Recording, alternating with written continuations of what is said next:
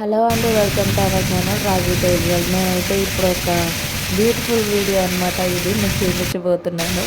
చూడండి, మా ఏలూరులో ఎంత దారుణంగా పడిందో నిన్న వర్షం.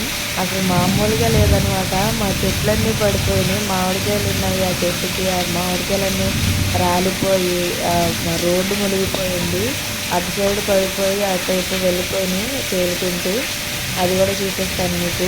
ఇంకైతే మందార చెట్టు ఒకటి ఉంది పెద్దది, అది కూడా పడిపోయింది. ఎంత హోరుగాలు వచ్చిందంటే పెద్ద గాలి వేసింది. ఇంట్లోకి కూడా వర్షం వచ్చేసింది. అసలు అంత దూరం రాదు ఎప్పుడు వర్షం పడినా. అంత గట్టిగా గాలి వేసింది అన్నమాట. చూసారా, మొత్తం రోడ్లన్నీ మునిగిపోయినాయి మాకు అటు సైడు. అంత గట్టిగా కొట్టింది. మరి ఏంటి, ఎందుకు వచ్చిందో మరి అంత గట్టిగా తెలియదు. పెద్ద పెద్ద నల్లని కారు మబ్బులు వచ్చేసి సడన్గా అప్పుడు దాకా ఎర్ర ఎండ అయితే ఉంది.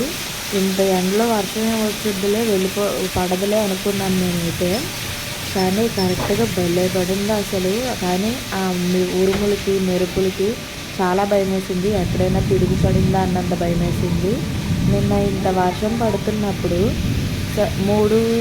3:30కి మధ్యాహ్నం 3:30కి తీసేసిన కరెంటు నైట్ 10:30కి ఇచ్చారు మాకు. అంత గట్టిగా పడింది. ఇక్కడ ఏదో స్తంభం కూడా పడిపోయింది అన్నారు, కరెంటు స్తంభం. అంత బాగా పడింది వర్షం అసలు. ఇంకా మా ఊర్లోనే పడిందో లేదా ఇంకెక్కడైనా పడిందో అయితే మాకు తెలీదు. మా ఊర్లో అయితే ఇంత దారుణంగా పడింది వర్షం. ఇంకా మా ఊరైతే ఏలూరు. ఇంకా ఏలూరు చుట్టుపక్కల ఏ ఊర్లలో పడిందో పాపం పంటలు పెంచుకునే వాళ్ళ పరిస్థితి ఏంటో మరి. అవి ఇప్పుడు ఎలాగున్నాయో అవి అయితే ఏమీ తెలీదు. పాపం వాళ్ళ పరిస్థితి ఏంటో. మేమంటే ఇంట్లోనే ఉన్నాము. పాపం పని చేసుకునే వాళ్ళు ఎలాగో ఇబ్బంది పడ్డారో ఇవన్నీ అయితే. మా ఆయన అయితే అక్కడే ఉండిపోయాడు, పని చేసే దగ్గరే తడుచుకుంటూ చేశారంట. చాలా భయం వేసింది నిన్న వచ్చిన గాలివానకి ఇంకా ఈ పెద్ద వర్షానికి అయితే.